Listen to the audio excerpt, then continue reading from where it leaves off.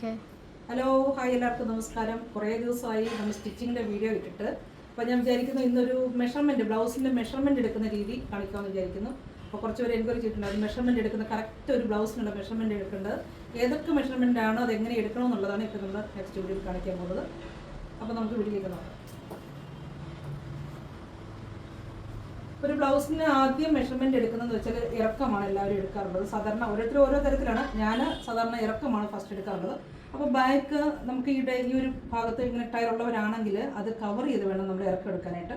അതിന് മുകളിൽ ഈ ഒരു ഭാഗത്ത് നമ്മൾ ഇറക്കം എടുക്കുകയാണെങ്കിൽ ബാക്കി ഭാഗം കുറച്ചുകൂടി വണ്ണം ഉള്ളതുപോലെ തോന്നിക്കും. അപ്പോൾ എപ്പോഴും നമ്മൾ ഇറക്കം എടുക്കുന്നുണ്ടെങ്കിൽ അത് കവർ ചെയ്യുന്ന രീതിയിൽ നമ്മൾ ഇറക്കം എടുക്കണം. അപ്പോൾ ഇപ്പം വന്നിരിക്കുന്ന ഇറക്കം 12.5 ഇഞ്ച് ഇറക്കം വന്നിരിക്കുന്നത്.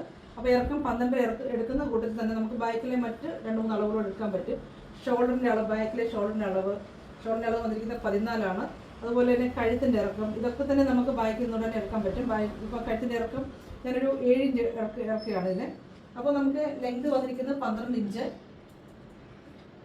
Back 7 inch, shoulder 14 inch. അപ്പോൾ ഈ 3 ഇറക്കവും നമുക്ക് ബാക്കിൽ നിന്ന് തന്നെ എടുക്കാൻ പറ്റുന്നതാണ്. ഈ 3 മെഷർമെൻറ്റും, ബാക്കിലെ മെഷർമെൻറ്റ് ഇറക്കം, നെക്കിൻ്റെ ഇറക്കം, ബാക്ക് ഷോൾഡറിൻ്റെ വിരിവ്. ഇനി നമുക്ക് ആളിനെ തിരിച്ച് നിർത്തി നമുക്ക് ഫ്രണ്ടിലെ അളവുകളാണ് ഇനി എടുക്കാൻ പോകുന്നത്.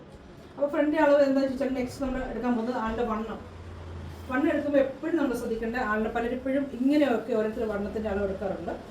ഈ ഒരു ലെവലിലൊക്കെ ഇങ്ങനെയൊക്കെ വണ്ണത്തിൻ്റെ അളവ് എടുക്കുമ്പോൾ അത് അളവ് വ്യത്യാസം വരണം. അതുകൊണ്ട് എപ്പോഴും നമ്മൾ ആളുടെ കൈ അല്പം ഒന്ന് ഇങ്ങനെ കൈ ഒന്ന് പൊക്കി പിടിച്ചതിന് ശേഷം ഈ ചെസ്റ്റ് അളവ് എടുക്കുക. അതിനുശേഷം കൈ താത്തിടാൻ പറയാം. കൈ താത്തിട്ടതിന് ശേഷം അളവ് നോക്കുന്നതിന് കറക്റ്റ് 39 ഇഞ്ച് വന്നിട്ടുണ്ട്. എപ്പോഴും നമ്മൾ ഒരു കൈയുടെ ഒരു പോയിന്റ് ഉള്ളിലാവുന്ന രീതിയിൽ വേണം. ഒരുപാട് ടൈറ്റ് അളവ് എടുക്കരുത്, ഒരു നോർമൽ രീതിയിൽ എടുക്കുക. എപ്പോഴും നമ്മളൊരു കൈയുടെ ഒരു ഗ്യാപ്പ് ഉള്ളിലുണ്ടായിരിക്കണം. അങ്ങനെ ചെസ്റ്റ് അളവ് ഫസ്റ്റ് എടുത്തതിന് ശേഷം പിന്നെ നമ്മളെടുത്ത് 39 ചെസ്റ്റ് അളവ് ബാക്കിൽ നിന്ന് കറക്റ്റ് പിടിച്ച് ഈ ബ്രസ്റ്റ് അളവ് എടുക്കണേ. ചിലർക്കൊക്കെ ഇതിനേക്കാട്ടിലും ബ്രസ്റ്റ് അളവ് കൂടുതലായിരിക്കും, ചിലർക്ക് ഇതിൻ്റെ കറക്റ്റ് അളവായിരിക്കും, ചിലർക്ക് ഇതിനെക്കാട്ടിലും കുറവായിരിക്കും. അത് ബ്രസ്റ്റ് സൈസ് അനുസരിച്ചാണ് അളവിരിക്കുന്നത്. അപ്പോൾ ഇവിടെ ഒരു 1/2 ഇഞ്ച് വ്യത്യാസമേ ഉള്ളൂ. അപ്പോൾ 39, ഇവിടെ 1/2 ഇഞ്ച് വ്യത്യാസം 39 ഇഞ്ച്. ആ ടൈമിൽ തന്നെ നമുക്ക് താഴത്തെ വണ്ണം, അതായത് വേസ്റ്റ്, അപ്പോൾ ചെസ്റ്റ്, ബ്രസ്റ്റ്, വേസ്റ്റ് 3 അളവുകൾ നമ്മൾ എടുക്കണം. ഇവിടെ എത്രത്തോളം ലൂസ് വേണം എന്നറിയാനാണ് നമ്മൾ ഈ ബ്രസ്റ്റിന് അളവ് എടുക്കുന്നത്. അപ്പോൾ താഴത്തെ വേസ്റ്റ് അളവ് വന്നിരിക്കുന്നത് 32 ഇഞ്ചാണ്. അപ്പോൾ ഈ 3 അളവും ഒരേ രീതിയിൽ തന്നെ നമുക്ക് എടുക്കാൻ പറ്റും. അതിനുശേഷം നമ്മൾ ഫ്രണ്ടിലെ ഷോൾഡർ വിരിവ്, ബാക്കിലെ ഷോൾഡർ വന്നിരിക്കുന്നത് 14 ഇഞ്ചാണെങ്കിൽ നമുക്ക് ഫ്രണ്ടിലെ ഷോൾഡർ വിരിവ് വന്നിരിക്കുന്നത് 12 ഇഞ്ച് മാത്രമേ ഉള്ളൂ.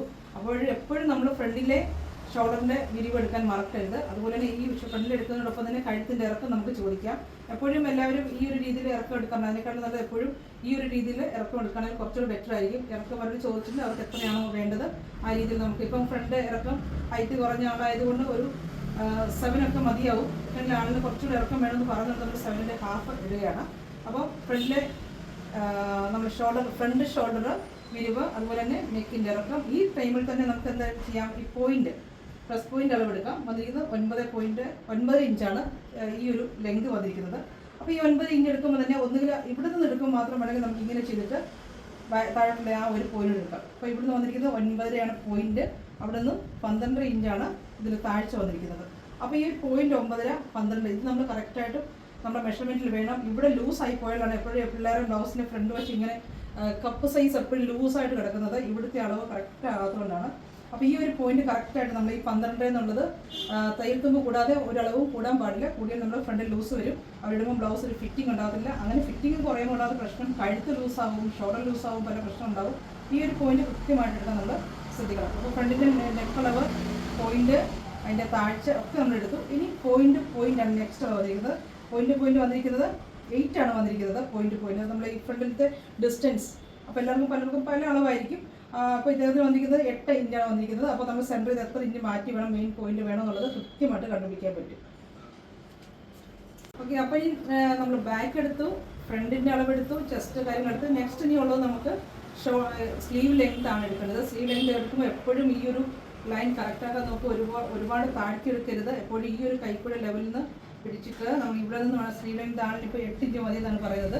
8 ഇഞ്ച് സ്ലീവ് ലെങ്ത് എടുക്കുമ്പോൾ 8 ഇഞ്ചിൻ്റെ ആ ഭാഗത്തെ വണ്ണവും വേണം, 13 ഇഞ്ച്. അതിനുശേഷം ഈ ഒരു കൈക്കുഴിയുടെ ഭാഗത്തെ ഈ വണ്ണവും വേണം, ഈ ഈ ഒരു റിഗാളിൻ്റെ വണ്ണം, ഈ 3 വണ്ണങ്ങൾ നമ്മൾ നിർബന്ധമായിട്ട് എടുത്തിരിക്കണം. അങ്ങനെ എടുത്തില്ലെങ്കിൽ ഈ കൈയുടെ ഈ ഭാഗത്തെ വണ്ണം എടുത്തില്ലെങ്കിൽ ഇങ്ങനെ നമ്മുടെ കൈയുടെ ഈ ഭാഗത്ത് ഇങ്ങനെ തൂങ്ങി നിൽക്കും, തുണി ഇതുപോലെ ടൈറ്റായിട്ട് നിൽക്കത്തില്ല. അപ്പോൾ അതുകൊണ്ട് നമ്മളെപ്പോഴും ഇവിടുന്ന് ഇറക്കെടുക്കുമ്പോൾ ഇറക്കത്തിൻ്റെ ഭാഗത്തേത്, മിഡിൽ ഭാഗത്തേത്, ഏറ്റവും ടോപ്പിൽ ഈ 3 അളവ് എടുക്കാനായിട്ട് നിങ്ങൾ മറക്കരുത്.